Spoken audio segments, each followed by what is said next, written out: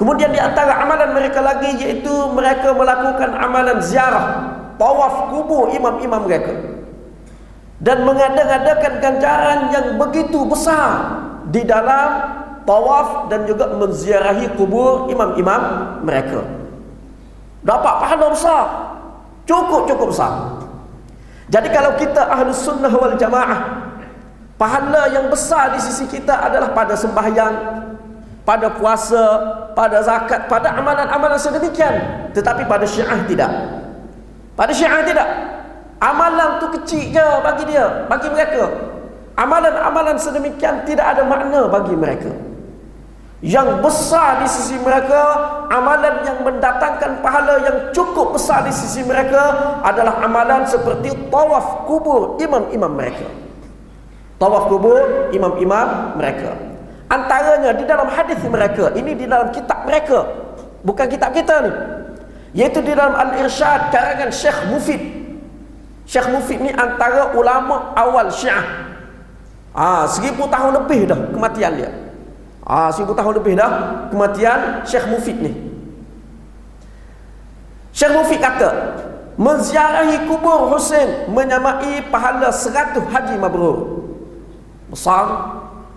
Kemudian di dalam kitab Uyun Akhbar Ridha, satu riwayat menyebutkan menziarahi kubur Ali Ar-Ridha menyamai 70 haji mabrur.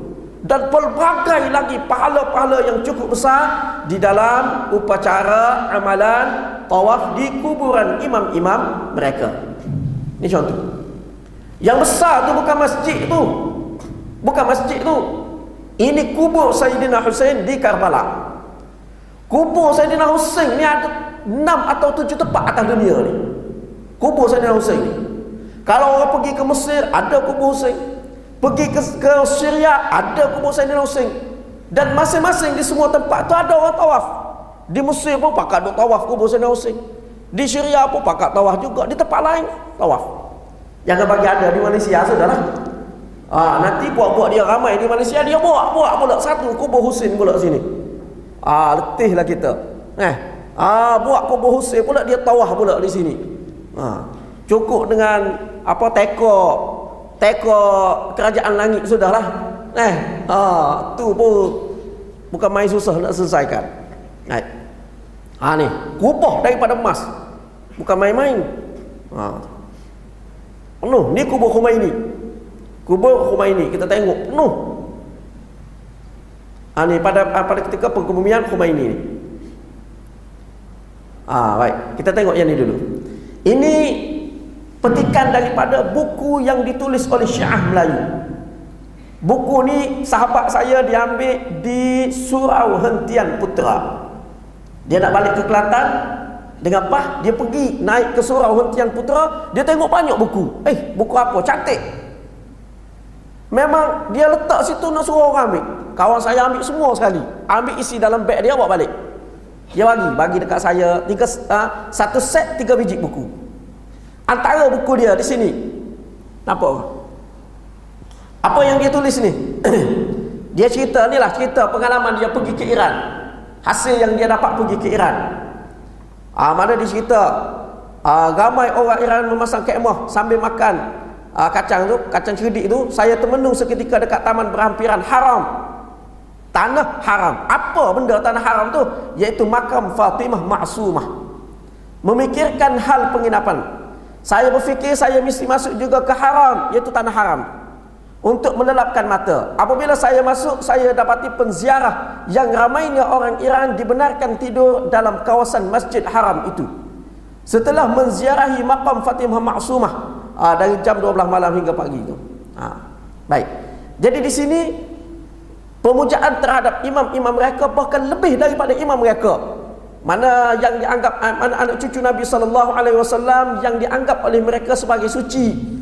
Pemujaan tersebut membawa kepada mereka memuja makam-makam mereka, iaitu kuburan-kuburan mereka. Ini mukaddimah buku dia. Mukaddimah buku dia ni, dia cerita, sekarang saya sudah tahu banyak jalan, lorong dan kemudahan awam di Mashhad dan di Qum. Semuanya ini memudahkan amalan ibadah dilakukan dengan sempurna di makam Imam Ridha. amalan ibadah di kubur, bukan di masjid. Tu maqam Imam Ali Ar-Ridha. Tu maqam Fatimah Ma'sumah, maqam Imam Khomeini, Masjid Jamkaran. Masjid Jamkaran ni masjid Imam Mahdi, sebab Imam Mahdi tak mati lagi, jadi buat masjid untuk dia. Kubur tak ada, nak ada kubur macam mana ya? Tak mati lagi Imam Mahdi tu. Baik, dia berkata, artinya dengan selalu pergi ke Iran boleh mempertingkatkan mutu ibadah. Pergi ke Iran boleh mempertingkatkan mutu ibadah. Macam mana tu? Pelik tu. Kita pergi ke Mekah, ke Madinah, nak buat amal ibadat. Dia tidak, dia pergi ke Iran untuk buat amal ibadat. Baik. Kita tengok sedikit video bagaimana kelebihan menziarahi kubur Saidina Husain.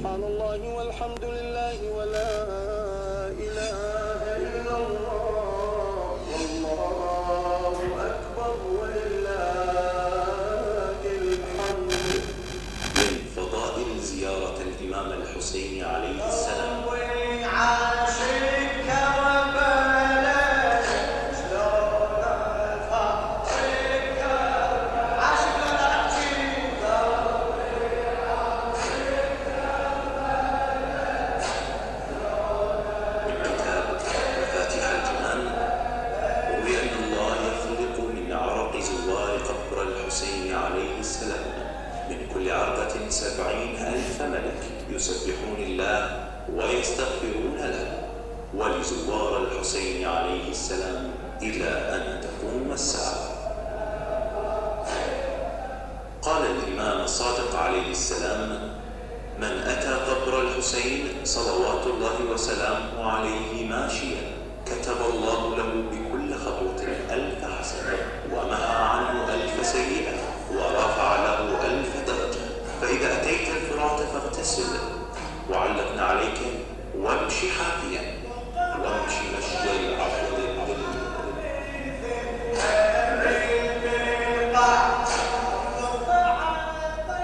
ومن كتاب كامل الزيارات قال الإمام الصادق عليه السلام: إن فاطمة بنت محمد صلى الله عليه وآله وسلم تحضر لزوار قبر ابنها الحسين عليه السلام فتستغفر لهم ذنوبهم.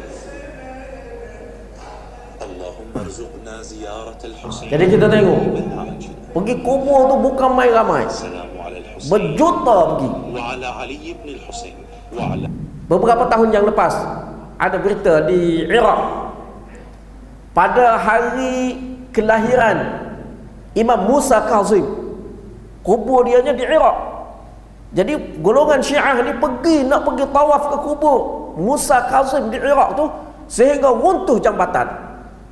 Bukan 102 pergi, beribu, berpuluh ribu pergi untuk nak pergi tawaf ke kubur Musa Kazim, sampai runtuh jambatan. Kita tengok antara ni apa kata ulama dia berkenaan dengan kelebihan menziarahi kubur Husain. Ini bahasa Arab, tak sempat nak terjemahkan ni.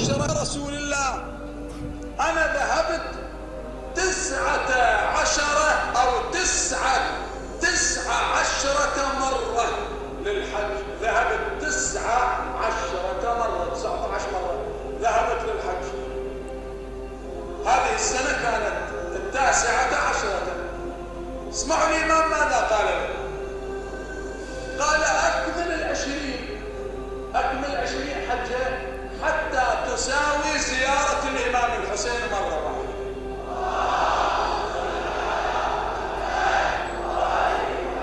الآن عرفتم المسألة كيف أحبابي؟ Saya tunjuk yang Arab yang kita tengok. Apa dia kata? Dia kata ada seorang pergi jumpa dengan Imam Ja'far As-Sadiq, beritahu dia tahun ni dia buat haji 19 kali, yang ke-19 tahun ni buat haji di Mekah. Imam Ja'far kata buat sekali lagi cukup 20. Sebab apa? 20 kali buat haji di Mekah sama dengan sekali pergi ziarah Imam Husain. Bukan main besar pahala. Lepas tu bila pahala tu besar, apakah mereka tak buat amalan tu? Rugi kalau tak buat. Mereka buat. Sebab itulah mereka mengerjakan haji di Karbala. Sekarang ni pun mereka buat. Ini mereka wukuf di Karbala. Ini wukuf di Karbala pada tahun 1431 Hijriah.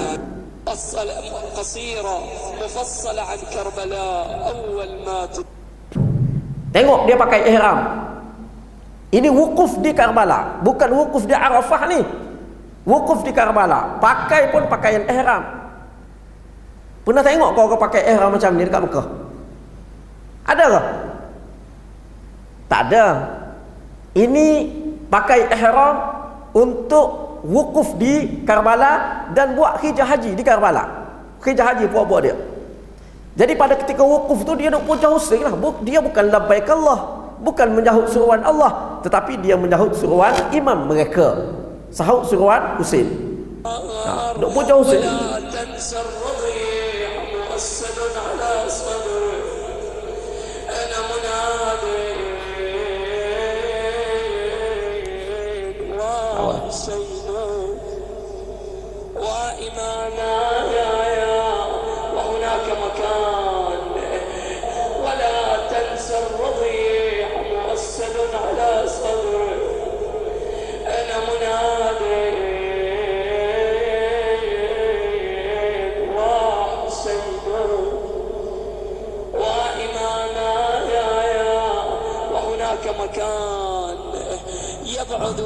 Jadi pada ketika buat upacara-upacara tu dia nak puja Husain, puja Husain.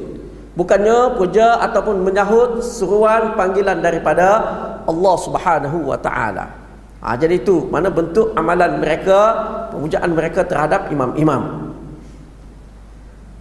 Sebab itu mereka dari segi wirid harian pun mereka puja imam-imam mereka. Kalau kita wirid kita, selawat kita ke, doa kita harian ke, kita selawat kepada Nabi SAW dan memuji Allah Subhanahu wa taala. Kita minta doa, minta ampun, minta pertolongan dengan Allah Subhanahu wa taala. Itu amalan kita Ahlus Sunnah wal Jamaah. Tetapi Syiah tidak. Ini contoh wirid harian mereka. Ini saya dapat juga daripada Facebook Syiah Melayu. Saya ambil. Apa dia kata di situ? Nadi aliyan mazhar al-ajaibi tajidhu aunan laka fin nawaibi kullu hammin wa ghammin sayanjali bi walayatik ya Ali ya Ali ya Ali. Serulah Ali tempat nyata segala keajaiban, engkau akan dapati ia pembantumu di dalam musibah-musibah yang menimpamu. Setiap kesedihan, setiap kepayahan akan tersingkap dengan walayahmu, walayah Ali. Wahai Ali, wahai Ali, wahai Ali. Ini baca tiap-tiap hari. Berapa kali sehari baca? Ini contoh. Bila saya dapat bacaan tu, saya pun cari dalam internet mana cara baca dia. Cari-cari tengok dalam Facebook orang-orang dia, dalam web dia tunjuk, dia bagi tahu cara nak baca doa tadi, wirid tadi. Wirid minta tolong dengan Ali, bukan dengan Allah Subhanahu wa taala. Antara dia seperti di sini dia kata, nak mengelak diri daripada orang dengki. Takut-takut orang buat pada kita, orang dengki kepada kita, baca sehari 21 kali. Nak menghilangkan kepayahan, kesedihan, baca 34 kali sehari. Nak menang ke atas musuh, baca 17 kali sehari. Nak bahagia, baca 31 sehari. Nak kaya, baca 12 kali. Banyak lagi. Nak berkahwin, nak apa, semua ada. Jadi kita nak menunaikan segala hajat-hajat tu, minta dengan siapa? Minta dengan Ali, bukan minta dengan Allah Subhanahu wa taala. Jadi itu amalan golongan Syiah yang berbeza sama sekali dengan amalan Ahlus Sunnah wal Jamaah. Ini ayat bomoh ni. Ayat bomoh. Ini saya sendiri ambil. Gambar ni saya ambil di rumah seorang pensyarah ITM, Seri Iskandar. Tapi bukan dia ya Syiah. Pensyarah ITM ni selalu cerita kepada saya, adik dia bekas ketua editor sebuah akhbar. Adik dia Syiah, dia selalu cerita kepada saya, adik dia teruklah Syiah berat, dia cerita kepada saya. Selalu duk pergi mut'ah di Indonesia. Kemudian pensyarah ni, rumah dia ada gangguan makhluk halus. Dia tanya adik dia yang Syiah tu macam mana nak buat. Adik dia kata tak apa, nanti saya bawa. Adik dia pun bawa doa ni. Bawa doa ni letak di pagar rumah. Dia pun letak di pagar rumah. Dia tak tahu dia pensyarah, bukan pensyarah agama. Lalu dia tanya saya, dia ajak saya pergi ke rumah dia. Satu hari tu selepas sembahyang asar, dia ajak saya pergi. Saya pergi ke rumah dia. Dia pun tunjuk macam mana ni ustaz, boleh ke tak ni? Saya kata tak boleh, ini syirik. Ini syirik. Apa yang dia tulis? Dia tulis tu, wilayatu Ali ibn Abi Talib hisni, faman dakhala hisni amina min azabi. Wilayah Ali, wilayah kekuasaan Ali. Kekuasaan Ali ni mana kekuasaan Imam 12 itulah. Rangkaian Imam 12 tu. Mana wilayah Ali bin Abi Talib adalah bentengku. Sesiapa yang masuk dalam bentengku selamat daripada azabku. Jadi nak ngelak rumah, nak mana kita kata nak hamba makhluk halus yang mengganggu di rumah pun minta bantuan dengan Ali, bukan dengan Allah Subhanahu wa taala. Tengok ni, ini amalan golongan Syiah. Kalau kita minta dengan Allah Subhanahu wa taala, baca ayat-ayat Quran ke, kalau cari bomoh, cari dukun, cari nampak ada unsur syirik ke, kita tak mahu dah. Nak yang tidak ada unsur syirik kepada Allah Subhanahu wa taala. Kemudian di antara amalan Syiah lagi, iaitu meminta syafaat kepada imam, mana daripada imam-imam mereka. Dan ini juga berpunca daripada akidah al-imamah dan al-walayah, al-imamah wal-walayah, berpunca daripada akidah yang sama. Daripada akidah itu, di antara pecahan dianya ialah Syiah menganggap bahawasanya imam-imam lebih mulia daripada Nabi-Nabi alaihi wassalatu wassalam. Imam lebih mulia daripada Nabi. Khomeini sendiri mengatakan, Khomeini yang mencetuskan revolusi di Iran tu, dia kata di dalam kitabnya Al-Hukumah Al-Islamiyah, inna lil imami maqaman mahmuda la yablughuhu malakum mukarrab wala nabiyyun mursal. Sesungguhnya imam mempunyai kedudukan yang terpuji yang tidak sampai kepadanya malaikat yang hampir dengan Allah dan nabi lagi rasul. Hasil daripada kepercayaan tersebut, maka mereka meminta syafaat dengan imam-imam mereka. Ini rumah seorang tokoh Syiah Melayu di Kedah. Di Kedah. Rasanya kita tengok dalam gambar tu, rasanya tak tukar tu, Melayu semua tu. Pakai kain plekat, pakai baju Melayu. Muka pun muka Melayu. Mana orang Melayu? Kita tengok dalam rumah ni. Hujung tu saya besarkan sikit gambar. Hujung tu gambar Khomeini. Lepas tu gambar Ali Khamenei. Kita tengok kain rentang banner tu. Apa yang dia tulis? Dia tulis, Allahumma rzuqni syafa'atal Husain. Ya Allah, berikanlah rezeki kepada aku syafaat Husain. Jadi ini amalan golongan Syiah. Kadang-kadang kita tengok gambar budak-budak dia letak di kepala ni, atas kepala ni, kain kat kepala tu dia tulis, Allahumma rzuqni syafa'atal Husain. Mana minta syafaat daripada Husain, bukan minta syafaat daripada Nabi sallallahu alaihi wasallam. Sebab apa minta syafaat daripada Husain? Sebab Husain imam mereka lebih mulia lagi daripada Nabi-Nabi alaihi wassalatu wassalam. Ni antara tulis di rumah, Allahumma rzuqna syafa'atal Husain. Jadi ini mana bentuk pemujaan Syiah kepada imam-imam mereka. Dan salah satu lagi daripada antara bentuk amalan mereka yang menggambarkan pemujaan yang melampau terhadap imam-imam mereka ialah di dalam menamakan anak-anak. Di dalam menamakan anak-anak. Kalau kita Ahlus Sunnah wal Jamaah, kita letak nama anak kita dengan Abdullah, Abdul Rahman, Abdul Karim, Abdul Rahim, nama-nama yang menggambarkan perhambaan kepada Allah Subhanahu wa taala. Itu nama anak-anak kita. Tetapi Syiah tidak. Syiah tidak. Kalau tuan-puan pernah tengok satu buku kulit, buku warna hitam tebal ni. Buku tu bertajuk Dialog Sunni Syiah. Tengok nama pengarang dia. Pengarang dia tu seorang Syiah Mesir. Kita tengok nama pengarang tu, dia tulis apa dia? Abdul Husain Syarafuddin Al-Musawi. Hamba kepada Husain, bukan hamba Allah. Hamba Husain. Husain yang buat dia. Husain mengikut fahaman dia lah, bukan mengikut fahaman kita. Tu. Nama lain bagi Syiah, bila dia letak nama anak-anak